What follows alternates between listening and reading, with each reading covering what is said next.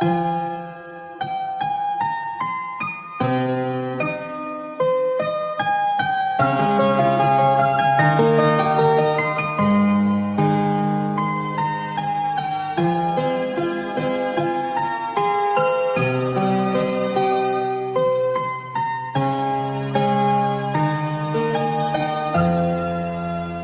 người anh yêu hỡi, em đã ngủ chưa?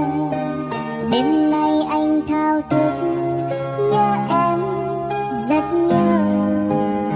Dù chưa gặp em một lần nhưng biết sẽ bên em trọn đời. Anh luôn mong một ngày được gặp em. Hãy ngủ ngoan đi nhé, vợ yêu tương lai của anh. Chìm vào giấc mộng say, quên đi hết những muộn phiền. Chẳng tại vì duyên số cho đôi ta chưa thể gặp nhau. Người hãy chờ anh nhé, anh sẽ đến bên em ngay thôi.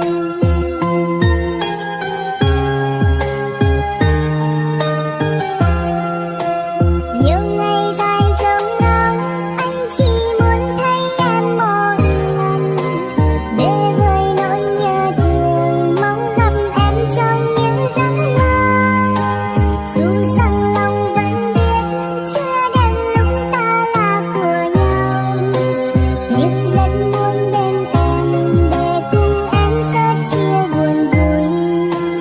Lòng chẳng hề lo lắng, em nơi đó đã yêu ai chưa? Anh vẫn chỉ cô đơn là vì em có biết không? Chờ từng ngày trôi đi, mong đến lúc anh gặp được em. Anh sẽ nói với em, anh yêu em từ rất lâu rồi.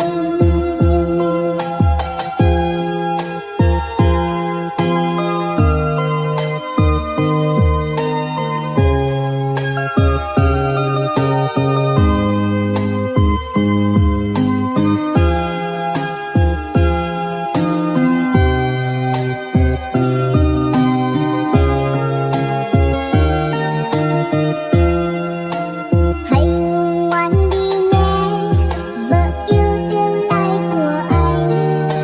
Chìm vào giấc mộng say, quên đi hết những muộn phiền. Chẳng tại vì duyên số cho đôi ta chưa thể gặp nhau. Người hãy chờ anh nhé, anh sẽ đến bên em ngay thôi.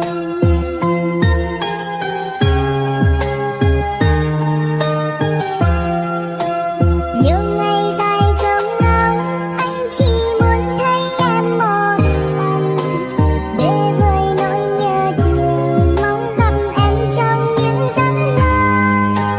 Dù rằng lòng vẫn biết chưa đến lúc ta là của nhau, nhưng rất muốn bên em để cùng em sớt chia buồn vui. Lòng chẳng hề lo lắng, em nơi đó đã yêu ai chưa?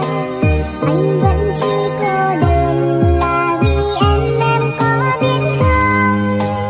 Chờ từng ngày trôi đi, mong đến lúc anh gặp được em.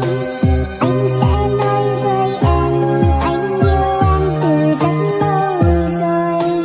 Nhiều ngày dài trông ngóng, anh chỉ muốn thấy em một lần. Để vơi nỗi nhớ thương, gặp em trong giấc mơ. Dù rằng lòng vẫn biết chưa đến lúc ta là của nhau, nhưng rất muốn bên em để cùng em sớt chia buồn vui. Lòng chẳng